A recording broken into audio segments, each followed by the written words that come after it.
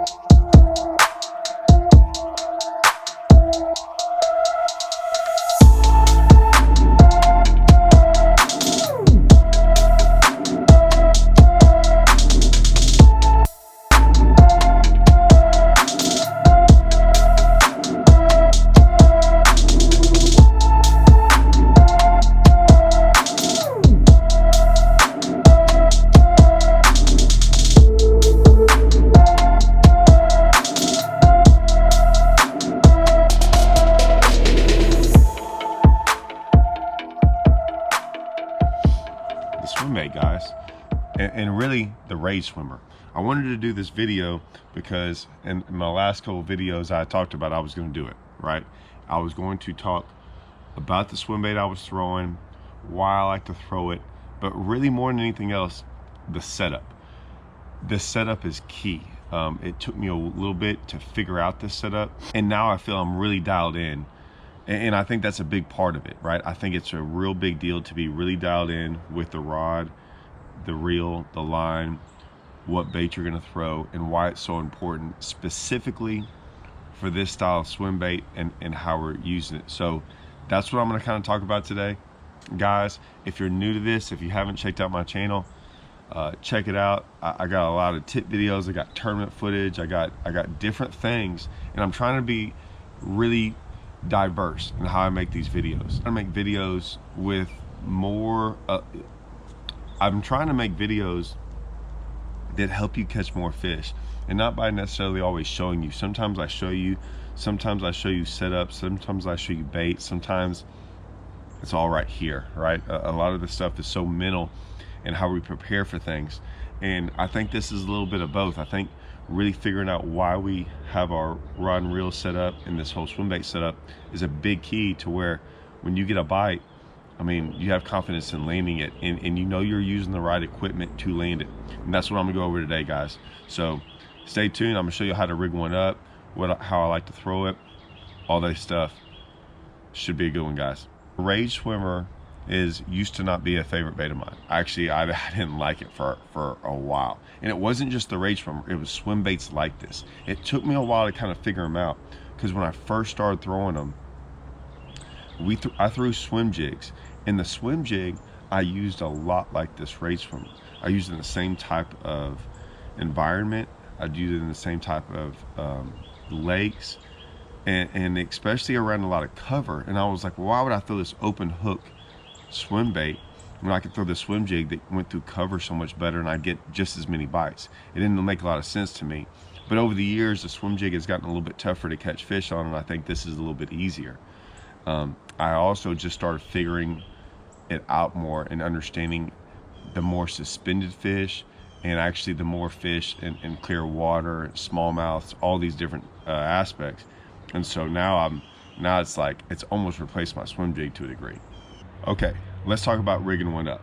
You can see I got my Bass Mafia box, and I got them filled with all kinds of different ones. And we've kind of make really two, but kind of three different heads, okay? So first is the Squadron swim jig head. Okay guys, this comes in different sizes: half, 3/8, quarter, 1/8. And what we're trying to do is we're trying to figure out how deep of water and how fast we want to go with this. Now, the Squadron head is just your regular style swim jig head. Next one is this Redfish Magic Flats jig heads. Now, why do I throw this one?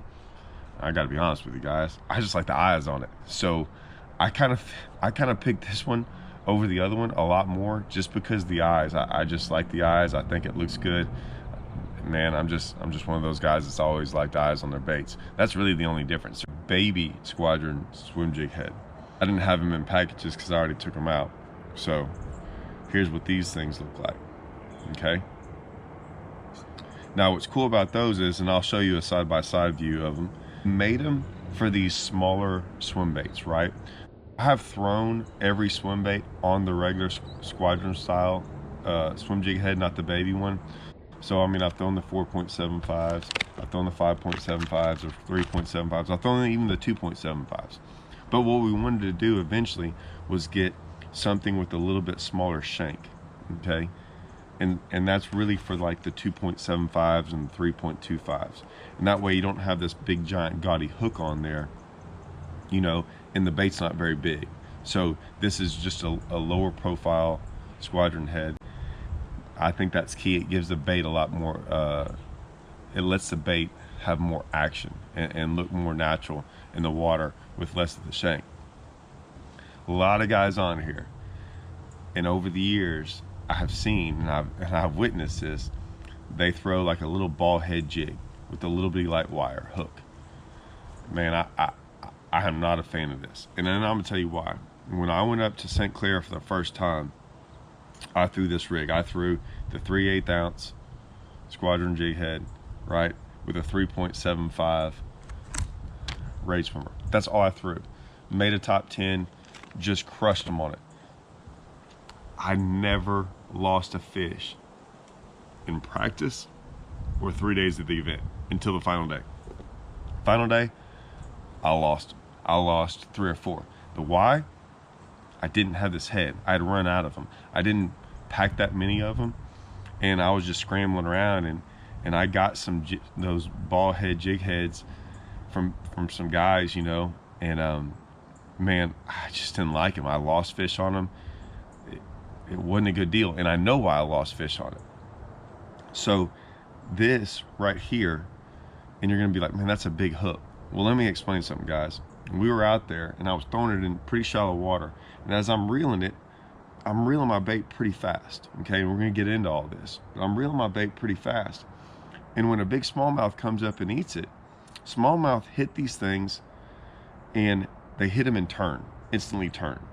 And what I learned is all I had to do was, I really didn't even have to set the hook. After doing it for a couple days, I even got better at it, where they just hit and I just reel real hard, and I just barely lean into them. I mean, but it was just reeling real hard, because they take it and go one way, and I start reeling, and that basically like setting the hook. Well, this hook with a smallmouth, as it hits them and they start taking away, as they start swimming away, that hook just starts driving further and further and further into them. So you drive the hook that way with you pulling on them, where a lot of other hooks, you know, you have to set the hook to drive the hook in. Smallmouth aren't really like that. So as I was reeling into them, this thing, as they fought harder and harder and harder, that hook just drove deeper and deeper and deeper. Well, with the smaller hook, that hook flexes, okay? What I mean by smaller, it's a smaller diameter of the hook shank. And so, like, if you notice, like, that thing's real hard to flex. Well, those light wire hooks, you can just flex them real easy. I mean, you can just push on them and they'll almost bend out. I didn't understand why I would want that. I mean, I'm always the guy that when I rig stuff up, everyone's like, hey, how come you fish with heavier pound test line? I'm like, because I can get away with it. Well, if you can fish with 18 as opposed to 12, wouldn't you want to fish with 18 if you're going to get the same amount of bites? It's one less risk of breaking off. And so I didn't want that risk of that hook bending out, right? Why risk it? So I loved these style jig heads with a bigger hook, and I want those hooks too when I'm fishing for largemouth. So that is why I picked this jig head. I mean, I just don't lose fish on it.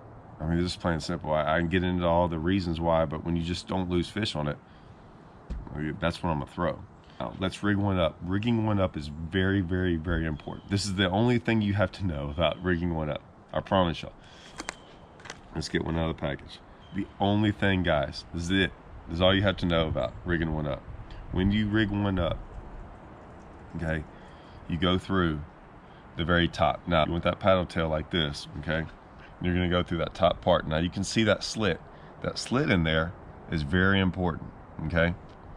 So you're gonna go right in the middle. This is the key. In the middle and getting it straight is the only thing you have to worry about. It's the key to rigging one of these up. You go in right in the middle, and I'm gonna do it like this because I have to want to make sure I can see. You want to drive that hook directly in the middle of that bait, about that far in, okay? Because you're wanting that to sit on that shank perfectly, right? And you don't want it any longer where it bunches up. So you want to imagine you've got about that much that you want to enter into that swim bait. Now, key is, if you can see, I come out through that slit. I want to make sure my hook stays in the middle of that bait the entire way through, okay? Because if it gets off track a little bit, that go on either side and start to swim differently. So get it on there and get to right there, okay? So it looks like it's all going to be straight. You can look at it. Loctite. This is your best friend. So get it to right there. Put some Loctite on there. When you go, push it. And as you're pushing it, keep it pushed, okay? This stuff dries in, like, on these things, 5 seconds. So now that I got it pushed, I look at it. It looks extremely straight. I don't know if y'all can tell. Show y'all every angle. It's very straight on there, okay? Now, that's what's cool about that. By the time you put that on there and pick up your rod and reel, it's already tight. The glue's already dried. So look at that. You can pull as hard as you want to. This is gonna save y'all tons of these. I mean, sometimes you can go 10, 15, 20 fish on one of these because they just won't tear up with that glue on there. So now you can see it's perfectly straight. It's ready to go. That's it. But getting them straight is very, very important. Got it rigged. Let's talk about the line. The line is very important. You can't fish this bait on very heavy line, okay? You have to go light line. The only way you can get away with throwing heavy line is if you're throwing a fairly bigger one, you know, a 3.75 and up with the heavier head. These 1/2 ounce, you know, some of the bigger heads, and you're fishing it very shallow and you're cranking it fast, okay? And here's why. You can't fish heavy line in deeper water. You have to throw it so slow because that line won't cut through the water. So it's always gonna wanna rise. If you're not worried about it rising, you can go pretty heavy line and get away with it, okay? You're also gonna wanna go with a little heavier rod. But guys, this kind of has an open hook, so you're not too worried about trying to drop, you know, set the hook on anything. So other than that, there's almost not a lot of reason to go too heavy, but it's how you want to do it. I like to typically use, I would say standard is 12-pound test line, okay? That lets you fish it as fast as you want to, and speed is key on this thing. And why the light line is so important is, like I said, if you throw heavy line, it wants to keep rising. Well, you want this thing to stay on a level playing field, right? You want it staying level. The more it rises, sometimes the more you're bringing it away from the fish, right? So if the fish are all in 20 foot and you start throwing it out there, well, you might get it out there in 20, but the more you reel, the more it starts to come up away from the fish. So you want your bait staying down there with those fish. Light line, not a heavier head. A heavier head really doesn't help it stay down there. Light line does, but it doesn't have that drag through the water. And so it cuts that water and lets that bait stay down there a lot longer. So that's key. And you can reel it faster. So you can get it down there with heavy line, but now you have to reel it twice as slow. And sometimes I don't want it slow. So that's important. Okay, so 12 is your typical line that I'd say you could get away with anything. I can go up to 16. Like I said, if I was throwing you know, shallower water, reeling it faster, not worried about it, you know, lifting up too much, I could go with 16. You can go as low as 8, okay? And I have. The 8 is for something when you want to throw something really, really small, you know, the 2.75, you know, on a really, really light head. And if you're not really worried about going that fast, you're in really super clear water up north, even down south. I mean, if you're fishing really clear water, and they're on those little bitty tiny baits, and sometimes they get on those little shad, right, or those any kind of little minnows. That's where I'll go to 8-pound test line, and you're really not worried about speed. You're just wanting to make it stay down there. That's where I'll go with 8. And 8's fine, guys. I mean, I've caught some 6-pound smallmouth on 8-pound test line, and why you can catch them on that is the rod and reel setup, and that's what we're going to get into next. This is key. All right, guys, in the videos you've seen me fish the Cherokee ones and Neely Henry, I was throwing an Amstead, kind of 2 different species, but still throwing the same rod.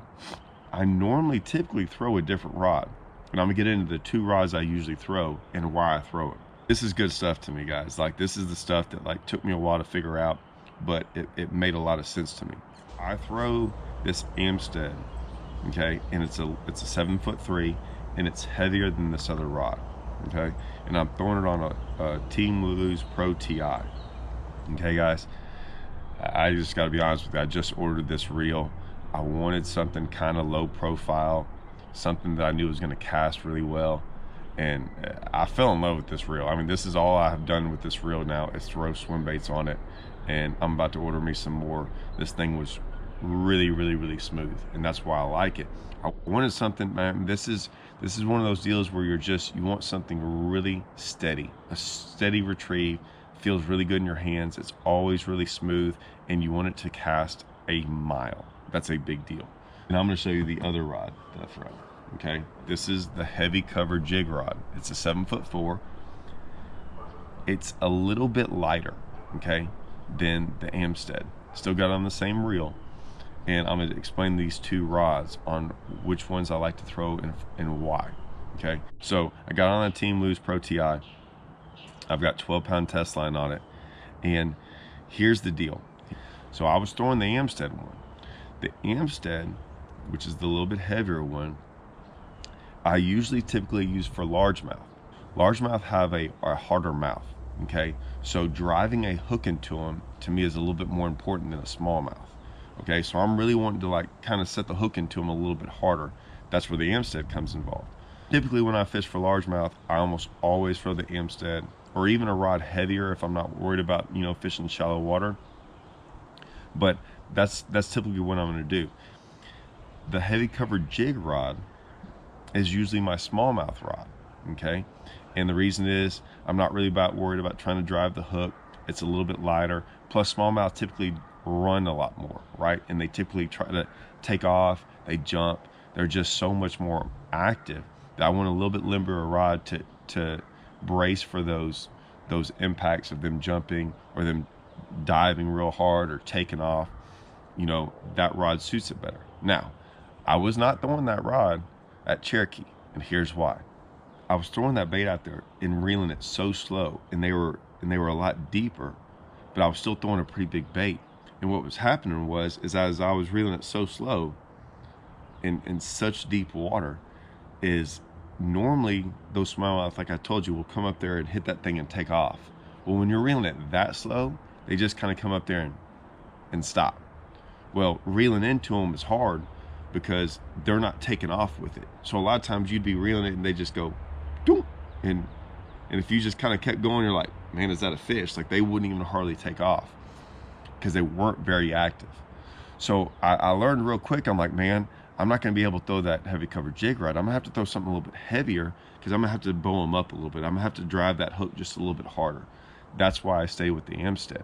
I had to really pay attention to my drag so I didn't break off, because I typically, you know, I don't want to set the hook too hard. But that's why I use the Amstead. The heavy cover jig rod, like I said, is normally what I throw for smallmouth when I'm reeling a lot faster. They come up there and hit it and take off. It's a perfect rod for that. So that's key, is getting the right rod and reel and line set up, because you wouldn't think it's that much difference. But we're talking, some of these times, you know, we're only getting 5 or 6 bites a day. These tournaments are hard, and just fishing's hard. And I just don't want to lose fish. And so what I figured out is I never lost a fish in the tournament. But those are my rod and reel setups. That's my line setup, guys. That's kind of how I like to fish this thing. And I'm really excited now with the new addition of the smaller heads. I'm really gonna go play with those and those smaller swim baits and get better at that. And as you can tell, Strike King came out with a lot of cool stuff, man. Came out with a lot of cool colors on them. They're all powder coated, so they look, I mean, you can really match the head with your bait, which is going to be pretty cool. Strike King has a lot of different colors, right? I just brought out a couple colors now, but they come out with a lot of different colors, a lot of realistic colors, and that's really what we want. This isn't a bait that you want it kind of too bright and crazy. I'm trying to go with realistic colors. It's a slower bait, so they're going to get a pretty good look at it. So that's why reading it the right way, getting the right color, the right head, getting the eyes on the head, I think all that matters, because they're going to get a good look at this bait, guys. I mean, this is not a bait that's going to be moving too fast where they can't see it. So that's why we're trying to get as real and lifelike as possible. And once again, this is try it out, man. Let me know what y'all think. I kind of wanted to, let y'all know more about this Rage Swimmer, but when you get it all right, man, it is a bait that catches a whole lot of fish, and it catches every species. That's important. It catches spots, it catches largemouth, it catches smallmouth, it catches them all year round too. That's the other cool thing. It's not like a lot of these baits are a fall deal or a winter deal or a spring deal. This bait catches them year round because there's always some fish out there kind of suspended, always eating shad, always eating a bait fish.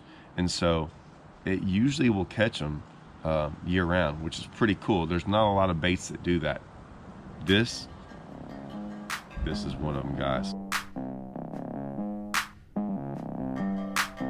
Go get one, throw it out there, let me know something, man. Good luck to y'all, guys.